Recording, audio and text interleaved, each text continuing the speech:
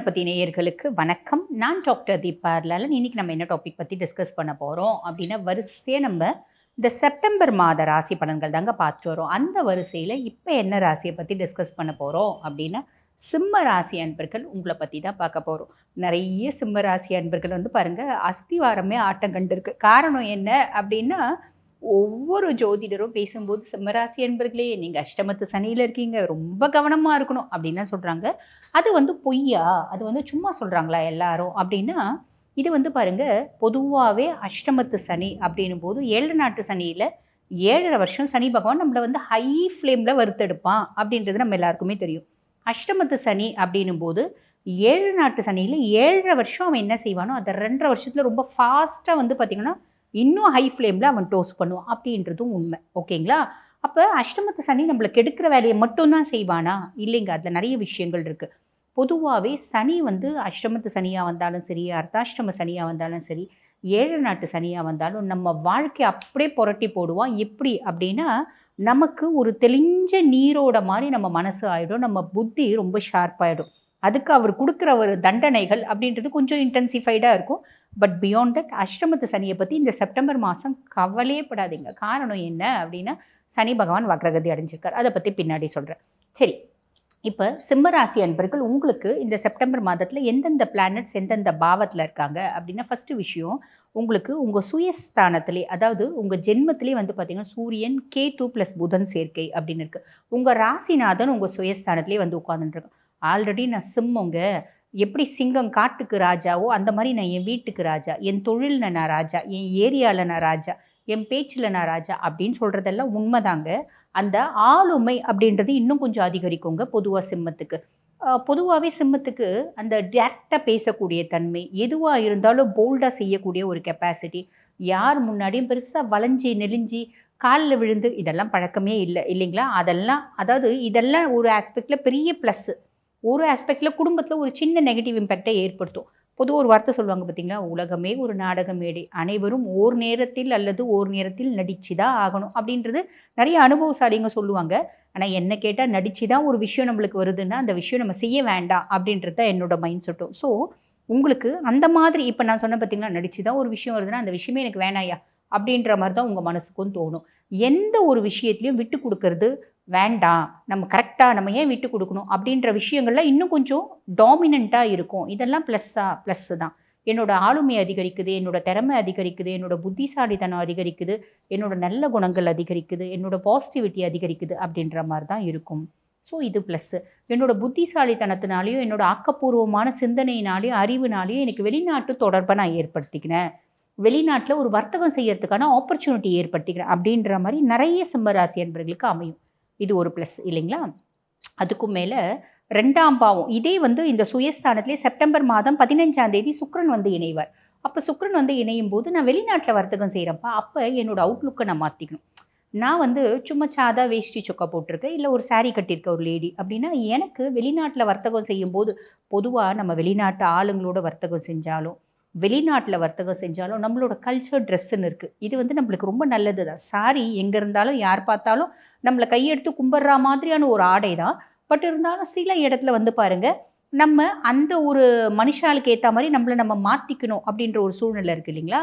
அந்த மாதிரி நீங்கள் உங்களை மாற்றிக்கணும், வெஸ்டர்னைஸ்ட் ஆகணும், என் தொழில் சார்ந்து எனக்கு என்னோடய அவுட்லுக்கில் ஒரு வேரியேஷன் வேணும், இப்படிலாம் நீங்கள் எக்ஸ்பெக்ட் பண்ணீங்க அப்படின்னா சாலிடாக செய்யலாம்.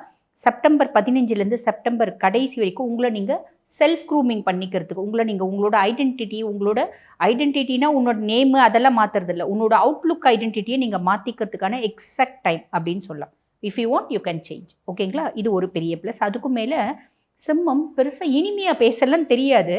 ஆனால் செப்டம்பர் 15க்கு மேலே எந்த பூதம் வந்து நமக்குள்ளே உட்காந்துச்சுனே தெரியலையேப்பா, நம்மளும் 4 பேர்கிட்ட இனிமையாக பேசுகிறோமேப்பா அப்படின்ற மாதிரி ஒரு சூழ்நிலை வரும். இதெல்லாம் ப்ளஸ்ஸு தான், மைனஸ் கிடையாது. ஓகேங்களா? அதுக்கப்புறம் 2ஆம் பாவம் தன குடும்ப வாக்குஸ்தானத்தில் செவ்வாய். பொதுவாக தன குடும்ப வாக்குஸ்தானத்தில் செவ்வாயின் போது காசு பணம் வசதி வாய்ப்பு அதில் செவ்வாய் பெரிய ஹிண்ட்ரன்ஸ் அப்படின்றத கொடுக்க மாட்டாங்க. ஆனால் குடும்பஸ்தானத்தில் செவ்வாய் அப்படின்போது என் குடும்பமே வந்து பார்த்திங்கன்னா, நான் வீட்டுக்குள்ளே இருக்கேனா இல்லை குருஷேத்திர போரில் ஒரு போர்க்களத்தில் இருக்கேனா, குருஷேத்திர போர்க்களத்தில் இருக்கிற மாதிரியே எனக்கு ஒரு ஃபீலிங் இருக்குது அப்படின்ற ஒரு விஷயத்தை ஏற்படுத்துவோம். எப்படி குடும்பத்தில் 5 பேர் இருக்காங்க அப்படின்னா, அப்பா அம்மா அதாவது நீங்கள் வந்து சிம்ம ராசி லேடியாக இருக்கீங்க அப்படின்னா நீங்கள் உங்கள் கணவர் வீட்டில் 3 குழந்தைங்க அப்படின்னு வச்சுக்கோங்களேன். இல்லைங்க, நாங்கள் என் கணவர் வீட்டில் 2 குழந்தைங்க, எங்கள் மாமியார் இருக்காங்க. இது வந்து பாருங்கள், ஆளாளுக்கு ஒரு ஷிஃப்ட் போட்டு பிரச்சனை அப்படின்றது ஏற்படுத்துவாங்க. காலையில் ஹஸ்பண்டோட சண்டை வரும், 11 மணிக்கா மாமியாரோட சண்டை வரும், 4 மணிக்கா பிள்ளைங்களோட சண்டை வரும், நைட்டு தூங்கும்போது திருப்பி ஹஸ்பண்டோட சண்டை வரும். ஆக ஃபேமிலியில் ஏதாவது ஒரு பஞ்சாயத்து அது சின்ன லெவல்லையேனும், அதாவது லெவல்லையானாவது இருக்கோ அப்படின்னு அர்த்தம். அப்போ இந்த பஞ்சாயத்து அப்படின்றத ஓவர் கம் பண்ணுறதுக்கு நாங்கள் என்னங்க பண்ணுறது? சாலிடாக வருமா? 100க்கு 100% வரும். இதை நாங்கள் எப்படி ஓவர் கம் பண்ணுறது? ரொம்ப சிம்பிளாக ஓவர் கம் பண்ணலாங்க. நீங்கள் வந்து அமைதியாக சிவனேன்னு நம்ம உண்டு, நம்ம வேலை உண்டு அப்படின்னு தேமேன்னு இருக்கணும்னு சொல்லுவாங்க பார்த்தீங்களா? அந்த மாதிரி அமைதியாக இருந்தால் இதுவும் கடந்து போகும். பெரிய லெவலில் ஐயோ இதுங்க பண்ணுறது என்னால் தாங்க முடியல, இன்றைக்கி இந்த க்ஷணமே இந்த செகண்ட் நான் உங்களை திருத்தணும் அப்படின்னு நான் ஆயத்திய பணிகள், அதாவது முயற்சியெல்லாம் செய்கிறேன் அப்படின்னா அந்த முயற்சி சாலிடாக ஊற்றிக்கோ. ஃபெயிலியர்ஸ் தான் வரும். ஸோ பெருசாக நம்ம அதை ட்ரை பண்ணணும் அப்படின்ற அவசியமே இல்லை. ஆஸ் இட் இஸ் எது எப்படி எப்படி போட்டோ அது அப்படியே போட்டோ பெருசாக வந்து மாற்றணும்னு முயற்சி பண்ணாதீங்க. ஓகேங்களா? இந்த விஷயத்தில், குடும்ப விஷயத்தில் பஞ்சாயத்தில் தலையிடுறது இதில் மட்டும் கவனம் அப்படின்றது வச்சுக்கோங்க. இது வந்து பார்த்திங்கன்னா செப்டம்பர் மாதம் 13ஆம் தேதி வரைக்கும். 13ஆம் தேதி என்ன ஆகுது? செவ்வாய் 2ஆம் பாவத்துலேருந்து மாறி 3ஆம் பாவத்துக்கு போகிறார். 3ஆம் பாவம் இளைய சகோதர தைரியஸ்தானத்துக்கு போகிறார். அங்கே போகிறதுனால செப்டம்பர் 13லேருந்து செப்டம்பர் கடைசி வரைக்கும் நமக்கும் நம்ம தம்பி தங்கச்சிக்கும் சில பல ஒரு வாக்குவாதங்கள், காரசாரமான விவாதங்கள், பிரச்சனைகள், மன முறிவு, மனம் முட்டம், சில பல சஞ்சலங்கள் இதெல்லாம் வரத்துக்கு வாய்ப்பு உண்டு. பெரிய லெவலில் இல்லை, சின்ன லெவலில். காரணம் என்ன அப்படின்னா குருனோட பார்வை இருக்குது, குரு மங்கள யோகம் இருக்குது. குருனோட நேரடி பார்வை இருக்கிறதுனால குரு மங்கள யோகம் அப்படின்னு சொல்லுவாங்க. அப்போ செவ்வாயினால் வரக்கூடிய பல கெடு பலன்கள் அப்படின்றது குரு வந்து நல்லிஃபை பண்ணிடுவார். ஸோ லைட்டாக வரத்துக்கு வாய்ப்பு உண்டு. ஸோ தம்பி தங்கச்சிக்கிட்டையும் கவனம், ஃபேமிலியிலையும் வந்து பெரிய லெவலில் சண்டை போடாமல் இருக்கிறது, இதெல்லாம் மெயின்டைன் பண்ணிக்கிறது நல்லது. செப்டம்பர் 15ஆம் தேதி என்ன ஆகுறாரு அப்படின்னா 1ஆம் பாவத்துலேருந்து புதன் வந்து 2ஆம் பாவத்தில் உட்கார்றார். கன்னி வீட்டில் புதன் உச்சம் பெற்று உட்கார்றார். அவர் தனிச்சு ஒரு நாள் இருக்கார். செப்டம்பர் 16 திருப்பி வந்து பாருங்கள், இந்த புதனோட சூரியனும் இணைகிறாங்க. சூரியன் ப்ளஸ் புதன் சேர்க்கை கன்னியில். இது 2ஆம் பாவம். சனியினோட வக்ர பார்வை அப்படின்றது இருக்குது. அப்போ செப்டம்பர் மாதம் முழுசும் வந்து பார்த்திங்கன்னா நான் புத்திசாலித்தனத்தினால என் பையனை திருத்திடுவேன். நான் ரொம்ப புத்திசாலித்தனத்தினால என் பொண்ணு வந்து வேறு பிள்ளையை லவ் பண்ணுது, அந்த லவ் வந்து எங்கள் குடும்பத்துக்கு ஒத்து வராது, அது வந்து ஃபெயிலியர் ஆனால் நல்லா இருக்கும், பொண்ணு விட்ற மாதிரி தெரியல, நான் ஒரு சில பல டாக்டிக்ஸை யூஸ் பண்ணுறேன், ஆள் வைக்கிறேன், அடிக்கிறேன், அந்த பையனை நான் கடத்துறேன், இந்த மாதிரி எல்லாம் நம்ம செய்கிறோம் அப்படின்னா தப்பாக போய் முடியும். பிள்ளையாரை பிடிக்க குரங்கா மாறும். பையன் ஒரு பொண்ணை லவ் பண்ணுறான், அந்த பொண்ணை போய் நான் பயமுறுத்துறேன். சினிமாவில் இந்த சீரியல்லாம் காமிக்கிறாங்களா, அந்த மாதிரிலாம் நான் பண்ணுறேன் அப்படின்னா தப்பாக போய் முடியும். லவ் பண்ணால் லவ் பண்ணிட்டோம், கல்யாணம் பண்ணிங்கன்னா கல்யாணம் பண்ணிக்கிட்டோம், கஷ்டப்படணுன்னா கஷ்டப்பட்டோம். ஒரு சில விஷயங்கள்லாம் இருக்குங்க. சில பிள்ளைங்கள்லாம் வந்து பாருங்கள், அவங்க ஜாதகமே அப்படி இருக்கும், நண்டு மாதிரி சுட்டா மட்டும்தான் திருந்துவாங்க. நம்ம சொல்லி திருந்துற பிள்ளைங்க அப்படின்றது இருக்காது, பட்டு திருந்துற பிள்ளைங்களா இருக்கும். அதுக்கேற்ற மாதிரி அவங்களோட ஜாதகம் இருக்கும், தசை இருக்கும், புத்திநாதன் அப்படி இருப்பான். ஸோ இந்த மாதிரிலாம் இருக்குது அப்படின்போது நீங்கள் பெரிய லெவலில் மாற்ற முடியாது. எப்போ நம்மளால் பெரிய லெவலில் மாற்ற முடியலையோ அப்போ நம்ம கடவுளோட காலை பிடிச்சிடணும், சரணாகதி அப்படின்னு நடிச்சிடணும். நீயே பார்த்துக்கோ, நீயே என்ன செய்யறியோ செய் அப்படின்ற மாதிரி நம்ம விட்டுட்டு அமைதியாக இருக்கோம் அப்படின்னா நமக்காவது அட்லீஸ்ட் நிம்மதி அப்படின்றது கிடைக்கும். இல்லைனா நிம்மதி இருக்காது, அதனால் உடல் சார்ந்த உபாதைகள் அப்படின்றது வரத்துக்கு வாய்ப்பு உண்டு. ஸோ என்ன விஷயத்தில் நீங்கள் கவனம் அப்படின்னா குழந்தைங்க விஷயத்தில் ஃபேமிலியில் ரொம்ப கவனமாக இருந்துக்கோங்க. பயப்படுறதுக்கு ஒன்றும் இல்லை, பட் பியாண்ட் தட் இந்த மாதிரிலாம் நடக்கும், அதில் பெருசாக வந்து கண்டுக்காதீங்க அப்படின்னு சொல்லிடலாம். அதுக்கப்புறம் 7ஆம் பாவம் கலத்திர ஸ்தானத்தில் ராகு. பொதுவாக கலத்திர ஸ்தானத்தில் ராகு இருக்காரு அப்படின்போது எனக்கும் என் கணவருக்கும், இப்போ நான் வந்து சிம்மமாக இருக்கேன் அப்படின்னா எனக்கும் என் கணவருக்கும், இப்போ நான் வந்து சிம்மராசி லேடியாக இருக்கேன் அப்படின்னா எனக்கும் என் கணவருக்கும், சிம்மராசி ஜென்னாக இருக்கேன் அப்படின்னா எனக்கும் என் மனைவிக்கும் பெருசாக வந்து அந்யோன்யம் அப்படின்றது இருக்காது.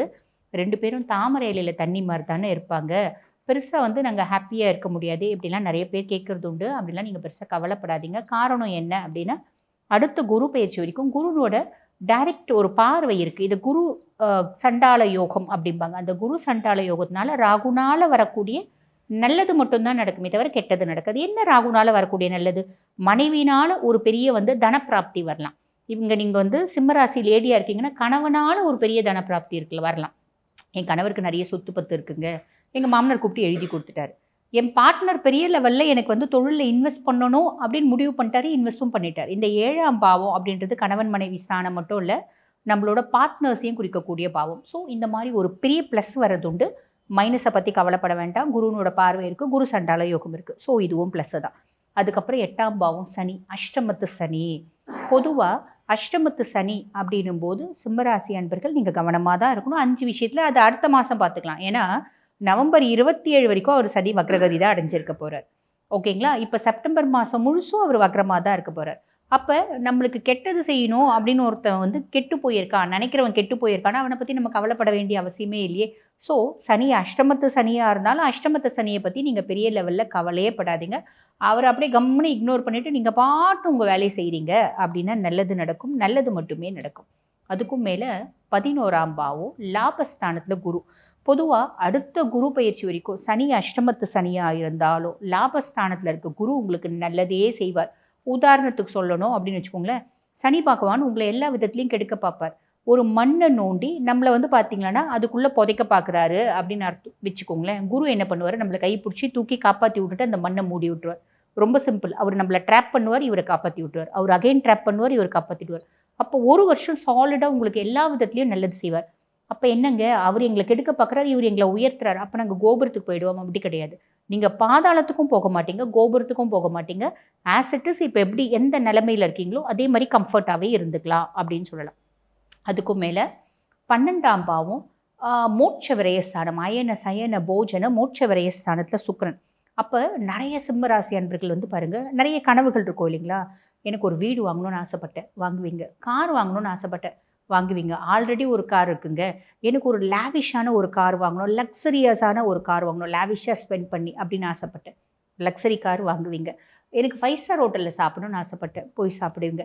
நான் சிம்மராசி லேடி, நான் எனக்கு ஒரு 20 கலரில் இருக்கிறதே கலர் மொத்தம் 12 தானேங்க. அட என்னங்க ஷேட்ஸ் எல்லாம் போட்டால் 20ல் 100 கூட வரும். 100 கலரில் நான் வாங்கணும்னு ஆசைப்பட்டேன், வாங்குவீங்க. எனக்கு நகை நட்டு வாங்கணும்னு ஆசைப்பட்டேன், வாங்கினீங்க. ஸோ ஆடம்பரம் சார்ந்த செலவுகள் நீங்கள் ஆசைப்படுறீங்க. வீட்டுக்கு நான் சென்ட்ரலைஸ் ஏசி போடணும்னு ஆசைப்பட்டேன், செய்வீங்க. எனக்கு ₹1,00,000 ஃப்ரிட்ஜ் ஒன்று வந்திருக்காமே, பீரோ மாதிரியே இருக்காமே, அந்த ஃப்ரிட்ஜ் வாங்கணும்னு ஆசைப்பட்டேன், வாங்குவீங்க. இப்படி ஆடம்பர செலவுகள் நிறைய செய்யணும்னு ஆசைப்பட்டீங்க அப்படின்னா தாராளமாக செய்வீங்க. அதுக்கான பிராப்தத்தை சுக்கிரன் உங்களுக்கு ஏற்படுத்தி கொடுப்பாரு அப்படின்னு சொல்லலாம். இது வந்து செப்டம்பர் மாதம் 14ஆம் தேதி வரைக்கும். செப்டம்பர் 14 உங்களுக்கு வந்து பாருங்கள், இந்த மோட்ச விரயஸ்தானத்துலேருந்து சுயஸ்தானத்துக்கு போகிறாரு. அதனோட பலன் தான் நான் ஆரம்பிக்கும் போதே சொல்லிவிட்டு உங்களை நீங்கள் செல்ஃப் க்ரூமிங் அப்படின்றது பண்ணிப்பீங்க அப்படின்னு. ஓகேங்க, ஆன் தி ஹோல் எங்களுக்கு இந்த செப்டம்பர் மாதம் எப்படிங்க இருக்குது அப்படின்னு சிம்மராசி அன்பர்கள் நீங்கள் கேட்டீங்க அப்படின்னா, ஒரு விஷயத்தில் கவனம் அப்படின்றது சொல்லியிருக்கேன். அதில் மட்டும் கவனம் இருந்தீங்க, கவனமாக இருந்தீங்க, கவனத்தை செலுத்துனீங்க அப்படின்னா இந்த செப்டம்பர் மாதம் இனிய மாதமாக அமையும். வாழ்த்துக்கள்.